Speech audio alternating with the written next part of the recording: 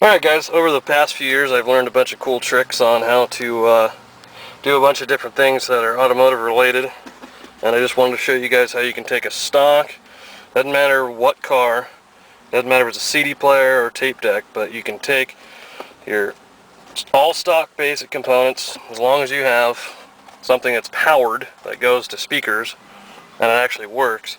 This is a cool way you can hook up a system with still using your stock radio. Now, start off with, what I did was I took apart this panel in my car, which every car is different in how you're going to get to your speakers. And what I did is I went out to, you can get one of these at Best Buy, you can get one of these at Best Buy or in any one of your local stereo shops. It's just a adjustable output adapter, and the way it works is one's for input volume, one's for output volume. And what I did is I just piggy-tailed it, as you can see right here, to the low end. I didn't want to take it from my tweeter because the frequency would be way too high and you'd kind of get that weird staticky sound out of your subwoofer. Now, it piggybacks from the speaker and goes into this, and you just have regular RCA cables that are cheap as hell. These actually probably came from my TV. I think I stripped off the actual video cords. I just have the right and left, and that's how I get the actual pickup to my amp for music. Now, as far as wiring, a lot of people are going to ask real quick or think to themselves, well, you have to have a remote wire, a signal wire, to go to your amp to tell it to turn on when you turn your radio on. Now, I'm not going to pull my dash apart, but what I did was, most cars' fuse boxes are under here. Mine actually happens to be in and underneath and kind of a pain to get to. I have another one under the hood. But I just ran a wire straight to the fuse, and I did it after the fuse. Make sure you do this after the fuse, that way if something happens, it'll pop that fuse and won't, fry any of your components. So, from your auxiliary fuse, which runs your radio, some of them run wipers and all sorts of other stuff, doesn't matter what, as long as it's a wire that's continually, the second you turn the key on your car, has power to it. And you can take a multimeter or a test light and check for that. Make sure you have at least 12.5 volts, and you can use that to run straight in, as I did right here, for my signal wire. My power wire, now, simple. What I did for that is it's just constant power. It constantly runs, and I did it straight off. This is where the fuse block is I was talking about, and I ran it straight off. It says auxiliary battery, and that's just the positive battery post. I just ran straight from that, ran it out, and put a big fat fuse there, and ran my wiring through my firewall. There's little buttons you'll find.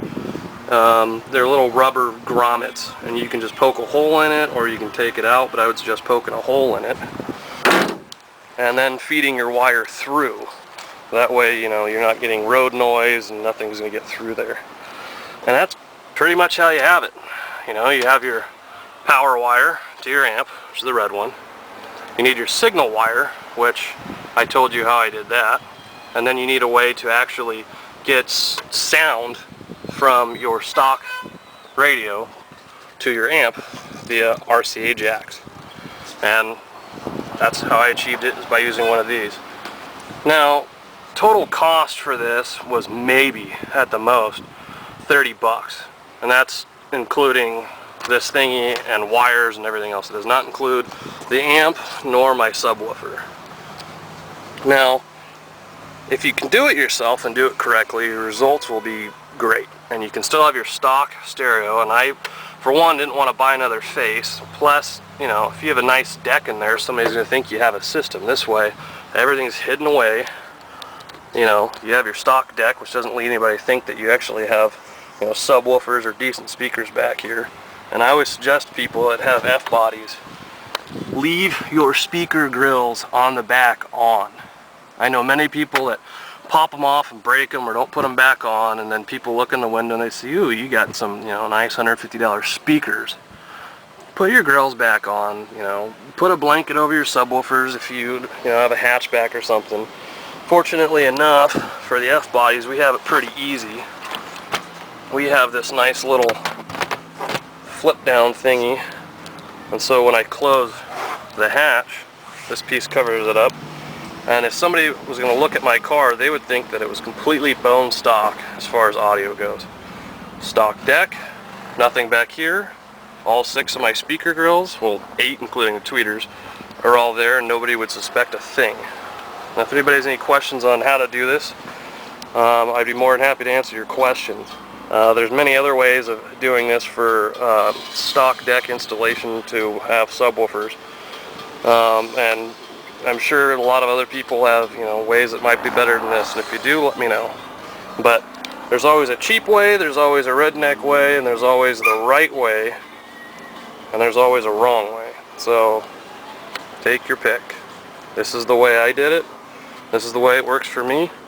And being as that I live in Southern California and do not have a garage right now, I don't like people, you know, prowling around. If they see something they want, most of the time they are not afraid to take it. And be warned, if you do, I will find you.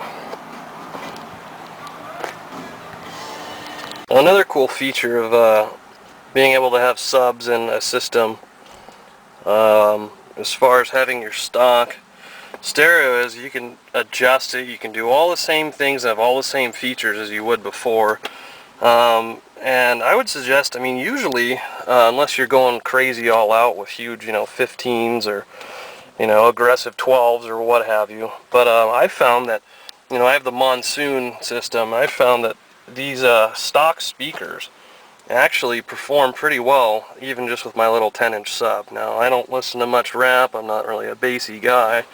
I like classic rock, but it is nice a lot of the times to you know, be able to have that extra bass. And here is the result.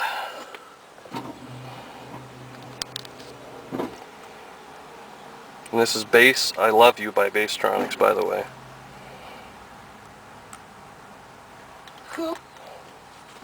That wasn't.